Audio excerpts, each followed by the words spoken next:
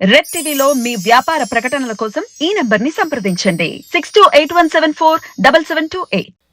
అందరికీ నమస్తే. ప్రస్తుతం మనతో పాటు ప్రొడ్యూసర్ నట్టి కుమార్ గారు ఉన్నారు. ఆయనతో మాట్లాడదాం. నమస్తే సార్. సార్, ఇప్పుడు ప్రజెంట్ ఏపీ రాజకీయాల్లో అంటే మొన్నటి నుంచి చాలా మార్పులు వచ్చాయి. ఇప్పుడు షెడ్యూల్ కూడా ఫిక్స్ అయింది కాబట్టి ఇంకెక్కువ రాజకీయాల్లో ఇంకా యాక్టివ్ అయిపోతున్నారు అందరూ. సో ఇప్పుడు పిఠాపురం నుంచి మాట్లాడుకుంటే పవన్ కళ్యాణ్ గారు పోటీ చేస్తున్నప్పటి నుంచి అక్కడ కొంచెం ఒక వ్యతిరేకత అనేది మొదలైంది. ఇప్పుడు ఒక మాట అంటున్నారు ఏంటంటే అంటే 10,000 ఓటుకు 10,000 ఇస్తున్నారు అని చెప్పేసి పవన్ కళ్యాణ్ కమెంట్ చేశారు. దానికి ఖండిస్తూ వంగ గీత ఒక మాట అన్నారు, ఫస్ట్ చూసి మాట్లాడండి ఏం జరుగుతుంది అని, అట్లా గుడ్డిగా చెప్పేయకండి అన్నారు.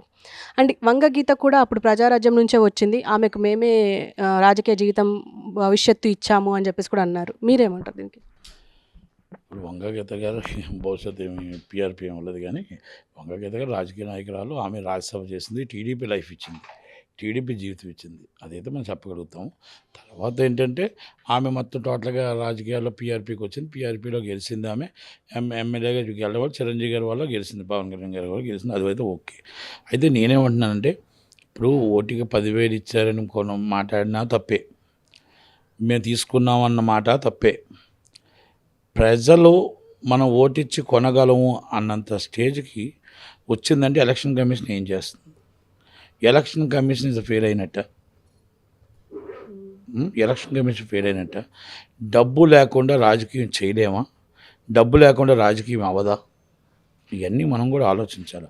ప్రజల్ని మనం చులకనంగా మాట్లాడకూడదు, చులకనంగా చూడకూడదు. అది గీతా గారు చూసి మాట్లాడాలన్నా అయితే వంగా గీతా గారిని ఆయన కొంచెం చనువుతో నేను చూసింది ఏం చూసింది, అమ్మ మీరు ఆల్రెడీ మా పీఆర్పీ నుంచి వచ్చారు కదా, అవసరమైతే మీరు రండి అమ్మ మాకు మా పార్టీకి వచ్చేయండి అని అన్నారు. అంటే వచ్చేయండి అని అంటే కారణాలు కూడా ఏమున్నాయంటే, వంగా గీతా గారు ఒకరి దగ్గర ఎవరి దగ్గర అన్నారంట. ఆమె ఏమన్నారంట, సార్ ఇప్పుడు నేను పవన్ కళ్యాణ్ గారి మీద నిల్చోలేను, పవన్ కళ్యాణ్ గారు అయితే నాకు వేరే సీటు మార్చండి అని ఎక్కడో అధినాయకుడికి చెప్పినట్టు, ఆ అధినాయకుడి దగ్గర నుంచి ఎవరో బయటకు వచ్చినట్టు ఈ పవన్ కళ్యాణ్ గారు, ఎందుకంటే నాకు వాళ్ళ మీద కొంచెం నేను ఎక్కువ చేయలేను, నాకు వాళ్ళు ఉన్నా కొంచెం నాకు లైఫ్ ఇచ్చారన్న దాంట్లో ఏదో సంథింగ్ ఆ దాంట్లో కొన్ని ఆమెకి ఇబ్బందికరంగా విషయం ఉందని తెలిసి అలాగే ఇబ్బంది ఉంటే మీరు వైసీపీ మా పార్టీకి వచ్చేయండి అమ్మా అని అడిగాడు.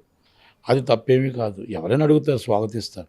అమ్మ మా పార్టీకి రండి, మా పార్టీకి రండి, ఎందుకంటే మీకు మీకు మీకు పార్టీకి రండి అంటే వాల్యూ ఉండేట్టు లెక్క కదా, పార్టీకి రావద్దంటే కానీ పార్టీకి రండి అంటే వాల్యూ ఉన్నట్టు లెక్క. కాబట్టి మీరు తప్పుగా అర్థం చేసుకోకూడదు. మీరు కాపు ఆడపరిచే, దాన్ని ఎవరు కాదనరు. ఆయన కాపు బిడ్డే, ఆయన కాదనరు. ముద్రగడ్డ భద్రం కాపు నాయకుడే, వాళ్ళు ఎవరు కాదనరు. కానీ మీ ముగ్గురికి కాపులు ఓటేస్తే గెలరు. ఎస్సీ, ఎస్టీ, బీసీ, మైనార్టీస్, చిట్టుబల్జీలు, అక్కడ ఎవరో రాజులు, కమ్మాసు, రెడ్డిలు అందరూ ఓట్లు వేస్తే, కులం మతం లేకుండా ముస్లిమ్స్ అందరూ ఓట్లు వేస్తే గెలుస్తారు, క్రైస్తవులు కదా.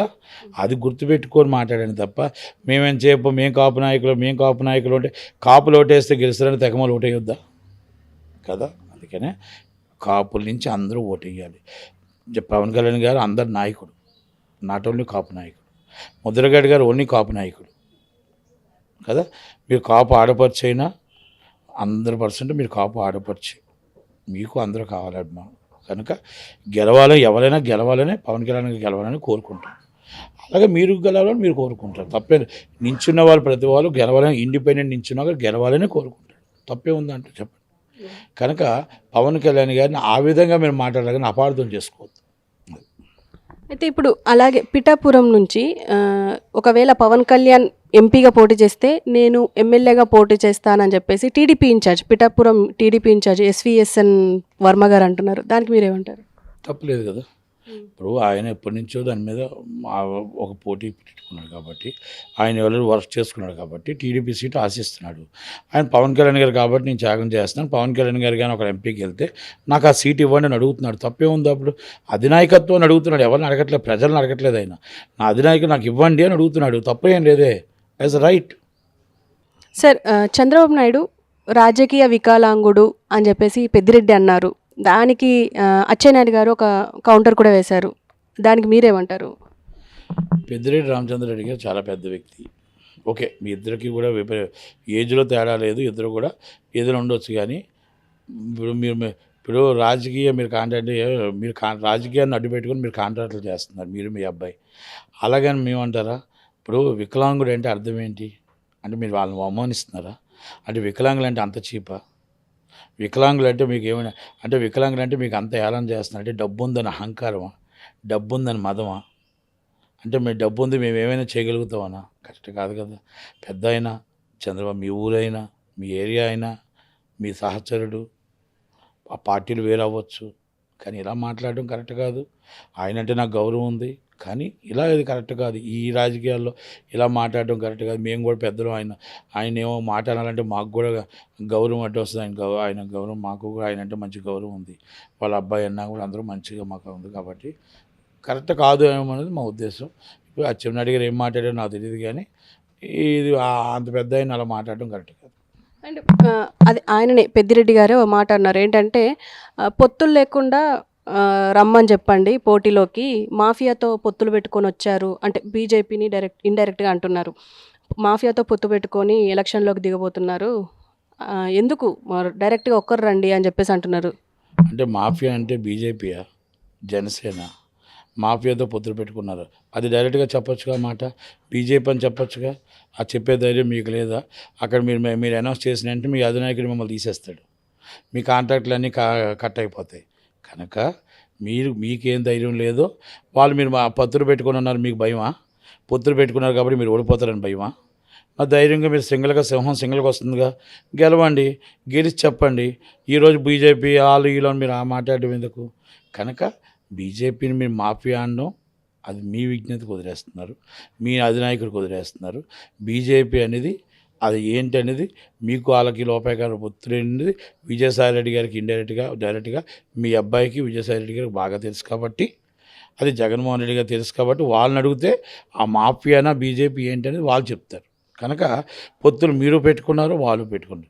డైరెక్ట్గా ఇండైరెక్ట్గా ఎన్డీఏలో మీరు సపోర్ట్ ఉన్నారు, వాళ్ళు సపోర్ట్ ఉన్నారు. కనుక ఎన్డీఏ కూటమిలో కొట్టుకుంటున్నారు, మీరు యూపీఏ కూటమితో కొట్టుకోవట్లేదు. యూపీఏ కూటమి కాంగ్రెస్ పార్టీ. కనుక మీరందరూ ఒకటే, వైసీపీ ఒకటే, టీడీపీ ఒకటే, జనసేన ఒకటే, బీజేపీ ఒకటే, ఎన్డీఏ కూటమి. కనుక ఎన్డీఏ కూటమిని ఎవరితో కొట్టుకుంటున్నారండి ఇక్కడ? యూపీఏ కూటమి ఎవరు? షర్మిలారెడ్డి గారు, సిపిఎం. కనుక అలాగే చూడాల్సి వస్తుంది. అక్కడ ఎన్డీఏ కూటమితో కొట్టుకుని ఎవరు గెలిచినా ఎన్డీఏ కూటమే. కనుక వాళ్ళకి అక్కడ ఏమైనా ప్రజలు పిచ్చోలు అవుతారు తప్ప ఏముండదు. అండ్ బీజేపీతో పొత్తు పెట్టుకున్నారు, ఇప్పుడు అయిపోయింది. అయితే బీజేపీ వల్ల ఇప్పుడు మైనారిటీలు వెనకడుగు వేసే అవకాశం ఉంది. అంటే మనం మొదటి నుంచి చూస్తున్నాం బీజేపీ మైనారిటీస్కి కొంచెం వ్యతిరేకంగా పనిచేస్తుంది అని చెప్పేసి అందరూ మాట్లాడుకునే విషయమే. దీనికి మీరేమంటారు? అంటే ఖచ్చితంగా ఇప్పుడు టీడీపీ అంటే ఖచ్చితంగా మైనారిటీలకు సపోర్ట్ చేసే పార్టీ.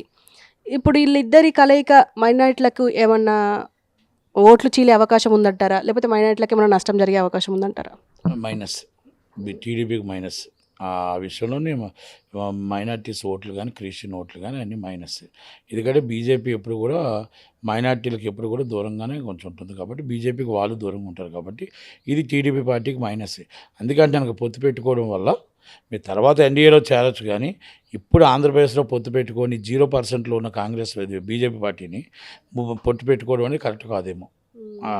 పెట్టుకోవడం వల్ల చంద్రబాబు గారికి నష్టమే.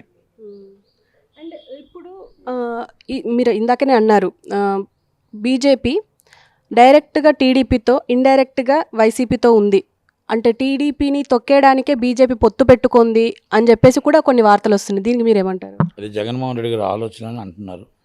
జగన్మోహన్ రెడ్డి గారి ఆలోచన జగన్మోహన్ రెడ్డి గారితో చెప్పే జగన్మోహన్ రెడ్డి గారితో మాట్లాడి బీజేపీతో టీడీపీతో పొత్తు పెట్టుకున్నారు. ఎందుకంటే వాళ్ళు టీడీపీని తొక్కేయడానికి ప్లానింగ్ చేశారు. ఆ స్కెచ్లో చంద్రబాబు నాయుడు గారు పడ్డారు అనుకుంటున్నారు. అది నిజమే అవ్వచ్చు, ఎందుకంటే కొన్ని మరి ఈ పొత్తు వల్ల కొంచెం నష్టమే జరుగుతుందని అనుకుంటున్నారు.